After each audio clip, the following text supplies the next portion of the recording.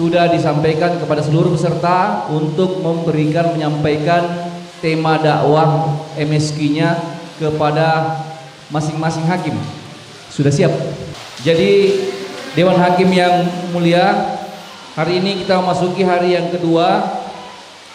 Hari yang kedua ini akan menampilkan perlomba MSQ dari nomor urut 039, 041, 049, 072 dan 074. Nomor penampilan mulai dari nomor 7 sampai dengan nomor 11. Dewan Hakim yang mulia, kita mulai acara kita dengan bersama-sama mengucapkan Bismillahirrahmanirrahim. Untuk selanjutnya kita persembahkan penampilan dengan nomor peserta 039. Dipersilakan. Ingat peserta masuk lewat sesuai dengan technical meeting. Kita sudah sepakati waktunya Dewan Hakim. Nanti pada saat waktunya lewat akan berbunyi sirine. Jadi panitia di belakang sudah menyiapkan stopwatch. Begitu waktu lewat, sirine berbunyi, berarti habis waktunya. Bismillahirrahmanirrahim. Assalamualaikum warahmatullahi wabarakatuh. Alhamdulillahillazi an'amana binikmatil imani wal islam wa nusalli wa nusallim ala khairil anam sayyidina Muhammad wa ala alihi wa sahbihi ajmain, amma ba'd. Maha suci Allah yang telah melimpahkan nikmat yang tak terhitung bagi seluruh makhluk ciptaannya, menjadikan manusia sebagai khalifah yang dibekali kesempurnaan dibandingkan ciptaannya yang lain. Salawat serta salam kita junjungkan kepada Nabiullah Muhammad SAW, Nabi terakhir dengan kesempurnaan ajaran yang dibawanya. Maka Rasulullah menjadi tauladan bagi kita dalam menjalani aktivitas hidup di bumi yang persada ini. Generasi milenial atau mereka yang lahir pada tahun 1990 ke atas dianggap buruk oleh generasi sebelumnya. Akhir-akhir ini banyak terjadi kasus-kasus asusila yang dilakukan oleh kalangan remaja, khususnya kalangan pelajar. Entah itu kasus video porno, Bullying, pelecehan, atau kasus-kasus lainnya. Menurut generasi sebelumnya, bahwa generasi milenial sekarang tumbuh ke jalan yang lebih buruk. mereka narsis, Penggila gadget, egois, dan manja. Berbagai fakta negatif mengenai generasi milenial pun sudah sangat terlihat oleh kita. Di antaranya memiliki sikap yang cenderung mementingkan diri pribadi dan tidak peduli terhadap sosialisasi. Fakta negatif lainnya adalah gangguan narsistik yang hampir 3 kali lipat ditemukan pada orang-orang usia 20-an dibandingkan generasi yang kini berusia 65 tahun ke atas. Maka hal ini dapat menyebabkan rusaknya moral generasi muda yang berkualitas. Tentunya dari masalah yang kita hadapi pasti ada solusi yang menjadi jalan keluar sehingga generasi saat kita tidak biarkan dalam keterpurukan mental dan akhlak. Maka insya Allah judul syarahan kami adalah Al-Quran menjadi obat penawar jiwa yang gelisah, pikiran yang tak menentu, dan jasmani yang kurang sehat. Al-Quran mengarahkan jalan terbaik untuk memaksimalkan eksistensinya, mengembangkan karakter baiknya, dan menjadikannya memperoleh kebahagiaan dunia dan akhirat. Terlebih lagi, seseorang yang mengakrabkan diri dengan Al-Quran, maka ia akan memperoleh pertolongan Al-Quran di hari kiamat.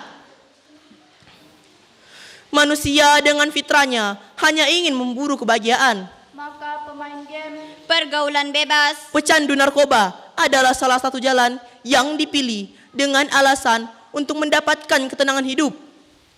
Padahal Allah Maha Pencipta, Maha mengetahui apa yang terbaik untuk ciptaannya. Maha tahu bengkel yang tepat untuk memperbaiki segala kerusakan dalam tubuh yang diciptakan. Sebagaimana dalam firman Allah dalam surah Al-Isra ayat 82 berikut ini. A'udzu billahi minasyaitonir rajim. Bismillahirrahmanirrahim. Wa nunazzilu minal Qur'ani ma huwa shifaa'un wa rahmah. Ma huwa shifaa'un wa rahmatul lil mu'minin. Wa la yazidudz zalimina ila khasara. Sadaqallahul azim. aku berlindung kepada Allah dari godaan syaitan yang terkutuk. Dengan menyebut nama Allah yang Maha Pengasih lagi Maha Penyayang. Dan kami menurunkan Al-Quran sebagai rahmat dan penawar bagi orang-orang yang beriman. Dan Al-Quran itu tidaklah menambah kepada orang-orang yang zalim selain kerugian. Maha benar firman-Mu ya Allah, lagi Maha Agung. Al-Qurtubi dalam penafsirannya kata syifa pada ayat itu mengandung makna yang pertama. Al-Quran juga dapat menjadi terapi bagi jiwa seseorang yang sedang dalam kebodohan dan keraguan. Yang kedua, Al-Quran membuka jiwa seseorang yang tertutup dan menyembuhkan jiwa yang rapuh. yang ketiga, membaca Al-Quran juga menjadi terapi untuk menyembuhkan penyakit jasmani. Hal yang sama juga dikemukakan oleh Ibnu Qayyim Al-Jauziyah. Membaca Al-Quran juga dapat menyembuhkan penyakit jasmani dan rohani seseorang. Menurutnya, sumber penyakit rohani seseorang adalah ketika pergi menuntut ilmu, tetapi bukan mengharapkan ridha Allah dan menjalankan hidup dengan tujuan yang salah. Bila seseorang pergi untuk menuntut ilmu bukan karena Allah dan tujuan hidupnya bukan untuk mengharapkan ridha Allah, maka hal ini akan mengakibatkan kesesatan, kerusakan, penyakit jasmani dan rohani seseorang. Obat penawar yang mujarab untuk menyembuhkan kedua penyakit ini adalah mengakrabkan diri dengan Al-Quran, sebagaimana dalam penjelasan hadis Nabi Muhammad SAW. Iqra'ul Quran fa innahu ya'ti yaumal qiyamah syafi'an li ashabihi. Dan bacalah Al-Quran karena sesungguhnya pada hari kiamat nanti ia akan memberikan pertolongan kepada orang-orang yang membacanya. Hadis riwayat Baihaqi. Dalam kisah seseorang yang jiwanya sedang gelisah, ia mendatangi Abdullah ibnu Mas'ud. Ia meminta nasihat kepada Abdullah ibnu Mas'ud terkait kondisi hatinya yang gelisah. Kemudian Ibnu Mas'ud menasihati orang itu untuk membaca Al-Quran, mendengarkan bacaan Al-Quran, pergi ke tempat di mana banyak orang yang membaca Al-Quran, dan yang terpenting memahami isi perintah Allah dalam Al-Quran. Setelah mengamalkan anjuran Ibnu Mas'ud, orang itu merasakan ketenangan jiwa, kejernihan pikiran, dan kesehatan jasmani. Abu Sa'id Al-Khudri menuturkan kepada beberapa sahabat Rasulullah untuk melakukan syafar melalui suatu kampung Arab Badui. Kala itu mereka meminta untuk dijamu, tetapi penduduk itu enggan untuk menjamu. Tidak lama kemudian pemimpin kampung itu tersengat kalajengking beracun, sehingga badannya demam. Mereka pun mendatangi para sahabat tadi dan bertanya, Apakah di antara kalian ada yang bisa membacakan sesuatu kepada pemimpin kami yang tersengat kalajengking beracun itu? Kemudian salah sahabat menjawab, Ya, ada. setelah membacakan surah Al-Fatihah kepada pemimpin kampung itu, tak lama kemudian pemimpin kampung itu sembuh. Karena jasanya, ia diberikan seekor kambing, tetapi ia enggan untuk menerimanya. Dewan Hakim yang terhormat, serta hadirin yang berbahagia, keberhasilan pengobatan dengan Al-Quran sangat terkait dengan keimanan. Jika tidak sembuh, bukan Al-Qurannya yang salah, tetapi keimanan seseorang yang membacanya. Jadi, bisa jadi seseorang yang tidak soleh, tetapi kita tidak tahu keimanannya. Hal ini mencangkup baik pada yang diobati dan yang mengobati. Jadi, jika ada orang yang tersengat kalajengking beracun atau yang lebih ringannya tersengat tawon, kemudian ada orang yang membacakan surah Al-Fatihah tetapi tidak sembuh, maka jangan salahkan Al-Fatihah, tetapi salahkan tangan lemah yang tidak mahir dalam memegang pedang tajam.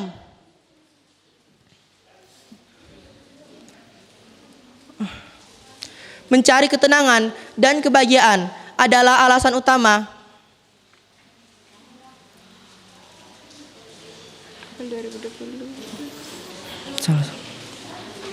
awal 2022 Publik digegerkan dengan penangkapan sejumlah public figure oleh polisi karena diduga mengonsumsi narkoba dengan alasan narkoba digunakan untuk menambahkan stamina, mendapatkan ketenangan jiwa, apalagi sejak pandemi melanda. Tidak boleh keluar, dilarang rekreasi, narkoba menjadi pengendali suasana hati oleh beberapa orang. Game adalah salah satu pelarian untuk mencari kesenangan dengan alasan untuk mendapatkan ketenangan sampai berdampak pada kecanduan game online. Padahal hal ini dapat berdampak pada kondisi fisik dan psikis anak-anak muda. Terkadang emosi mereka tidak terkendali sampai ada dari mereka yang antisosial. Mencari ketenangan dan kebahagiaan adalah alasan utama Mengonsumsi narkoba. bermain game online dan terjun ke dalam pergaulan bebas yang banyak menghancurkan anak-anak bangsa. Dari fakta kehancuran anak bangsa, Al-Quran adalah solusi yang tepat untuk menyelamatkan anak-anak bangsa. Maka sebagai kesimpulan, manusia dengan fitrahnya hanya ingin memburu kebahagiaan. Maka Al-Quran memberikan tuntunan, memberikan jaminan kepada orang-orang yang beriman akan mendapatkan kebahagiaan dunia dan akhirat dengan membaca dan mengamalkannya. Dengan membacanya akan mendapatkan ketenangan batin, dengan mengamalkannya akan selamat hidupannya di dunia dan akhirat. Merpati terbang jangan heran, sayap kecil ia kepakan. Mari kita belajar Al-Quran agar hidup sesuai tujuan. Alangkah senang di hari raya banyak bertemu dengan teman. Al-Quran membuat bahagia bagi orang yang beriman. Demikian dari kami beri kami karena Allah Dan kepadanya kami berharap balasan. Wassalamualaikum warahmatullahi wabarakatuh.